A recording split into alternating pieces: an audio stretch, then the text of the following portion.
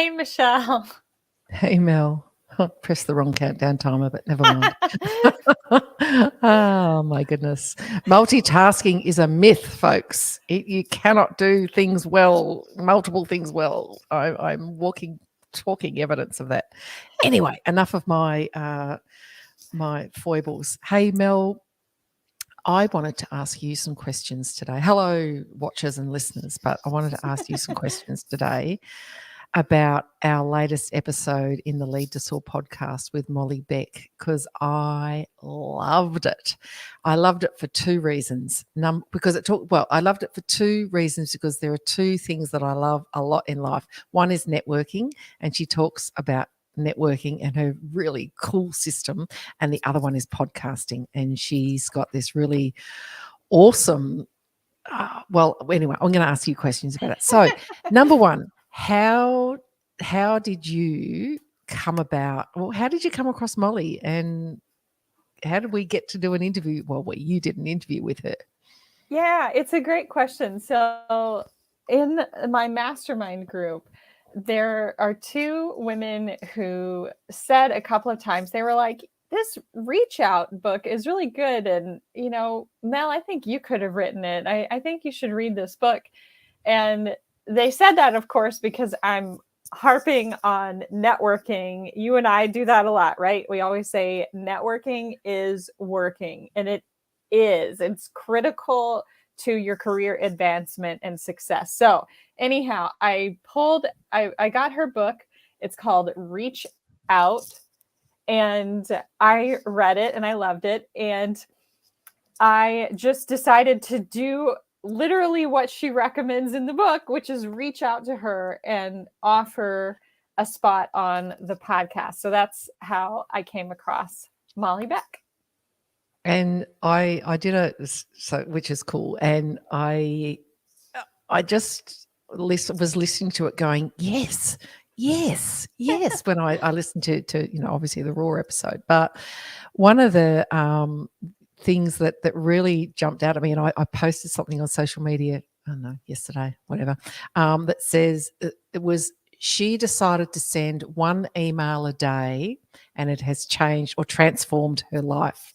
So without giving too much away, and folks, I'll put the link to the episode in our in the chat or in the links, whatever. But tell us about that. What that one email a day that transforms your life? Because I must admit, if everyone said, you got to send more email, I go, oh my God, that means I'm going to receive more email. I hate email. But anyway, so what is it all about?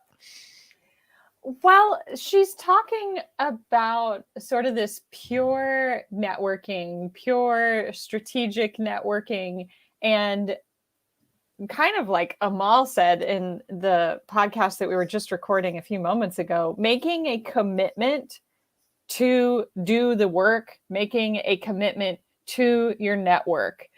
And there's this one section of the book where she talks about different types of reach outs. So I do want to mention those to you. But overall, let me just say that if you have struggled at all to build your network and you're ready to get serious, this book is the perfect place to start because it's prescriptive. It has specific sort of tactics that you can pull out and use for yourself. So back to the one email a day, she decided to commit to doing a reach out via at least one email per day. And it changed the course of her life. She talks about in the podcast episode how, she was working probably a pretty entry-level job and thinking about where she wanted her career to go.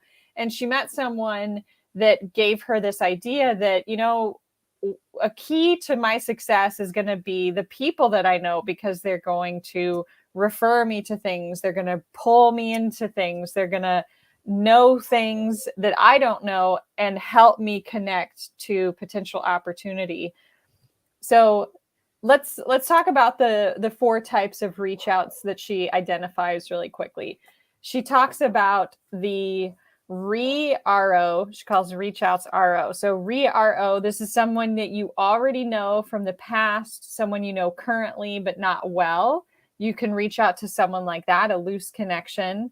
a follow-up RO, which is maybe you just met someone at a networking event or whatever. They deserve a follow-up. That's your follow-up RO. The borrowed connection RO, this is, you and I do this all the time. Hey, I'd like to connect to so-and-so. Could you do an introduction for me? Borrowed connection. And the cool RO, this is reaching out to someone that you have no direct connection with. And I just have to say that with this last one, I think that's what a lot of people think about when they think about networking, but it's not always that. But I've had a lot of success with cool ROs. And what I want to say there is if you approach people the right way, if you approach them humbly and nice and sometimes with something to offer in return, I've had really good response rates. And Molly Beck is a great example of that. I didn't know her before this, and I reached out to her to ask her to be on the podcast, and she kindly obliged. Yeah, and certainly I've been the CC recipient of some of those emails between you and Molly, and she is the epitome of what else fuels strategic networking, which is generosity and reciprocity. So big shout out to Molly Beck. Check her out, folks. She's one cool woman. And the other, so her book is, as you said, it's quite prescriptive, and you and I have talked before about advice that's given to women, which is nebulous sometimes and a bit vague, and oh yeah, do better and whatever. But her book, like Susan's book, is a prescription for what to do, which is really, I find, absolutely useful, particularly when you're starting to think about how, I know I've got a skill that I need to build or create or build, and I want to be told what to do, what those steps are, rather than, the rah-rah is great, but just tell me how to, it's, and I talk about this with athletes. Athletes want to be told about their technique. They want to be told about how to get fitter and what to eat and what to drink and all that kind of stuff. So when we're building skills and building capability, that prescriptive approach is really useful. And she does some cool stuff. So you and I do podcasting to the world. Molly also does podcasting to the world, but in a different way, doesn't she?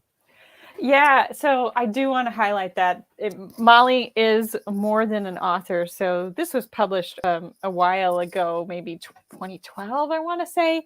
And today, Molly is the CEO of a tech company, a true tech company. So her company is called Messy FM, and Messy FM provides internal podcasting services to enterprise corporations.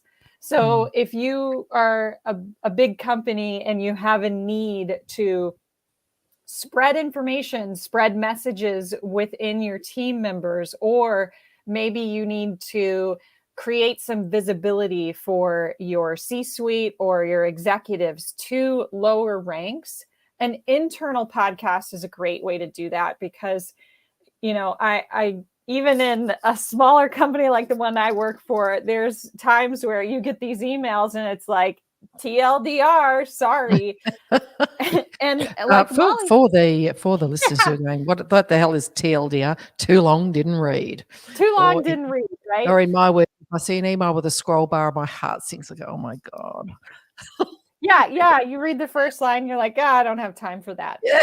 But that's where different mediums come in, where you can funnel information to your staff members. And there's, oh my God, Michelle, there's so much that I love about this. I love the connectivity it creates. I totally agree with Molly that when you're recording audio only, there is a level of vulnerability that you can get to. It's not as intimidating for some people as doing a recorded video is. Yep. And I think that really comes across in the audio recording to your listeners, right? And it can create a sense of closeness, because I'm sure you feel this way. There's a handful of podcasts that I listen to regularly, and it just feels like I know them. It feels like they're my friends. Yeah. Well, I've got to say, I listened to a podcast last week. So there's a guy here in Australia called Gus Warland who I just adore. I'm kind of slightly stalkerish of him on all of the socials, but he interviewed another guy, Ian Roberts, who was the first openly gay man in rugby union, in like a really hard game in Australia, and that was over 20 years. Oh God, probably 30 years ago. And seriously, I know of these two men, but I seriously felt like I'm sitting there with a lovely beer and having a conversation with them. You're right. There's a real level of intimacy and connectedness. So I imagine that in your own organisation, folks. Like instead of getting the CEO's quarterly update and you go, yeah, I'll pop that on the reading pile. Sorry, CEOs, but we do. Not all of us, but some of us. I'll pop that on the reading pile for when I've got time. And then as a CEO, you're going, I wonder why I haven't got strategic alignment through my organisation. Imagine if you were, yeah, I know. Imagine if you were able to do a 10-minute podcast once a week with your thoughts. I've seen another version of it with internal social media networks. You know, you've got Yammer and Workbook, whatever the Facebook one is for workplaces, things like that, which are to an extent ways for leaders to engage differently. But I think as a communication medium, how powerful, we know it's a really powerful tool. So it's awesome. So there you go, folks. I mean, this is not, put it this way, we're doing this because we reckon Molly's unreal. We have no commercial gain or anything, but it's just, pay attention to Molly Beck. She's really cool. She is the epitome of generosity and reciprocity, and she's just doing some really cool stuff, both for individuals and collections of individuals that work in the same place. Yeah, absolutely. And you can find them at messy.fm. Yep, cool. Hey, and just before we sign off for the week, we're still excited, everyone, about our conference, about our retreat for professional women in August in Wisconsin. What else have we got to update our viewers, listeners on, Mel?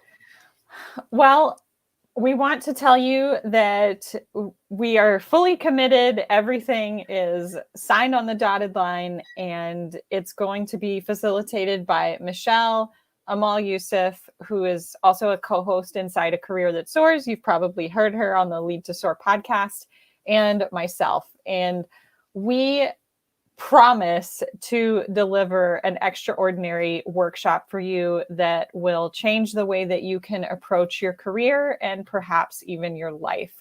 We're going to ensure that it is worth your time and the effort it takes to travel to Madison and be with us. We know that that's an investment and a commitment on your part, and we're going to do our part to make it completely worth your while. So right now, we are looking for a few sponsors. We're looking for a few companies that are serious about supporting their female talent pipeline.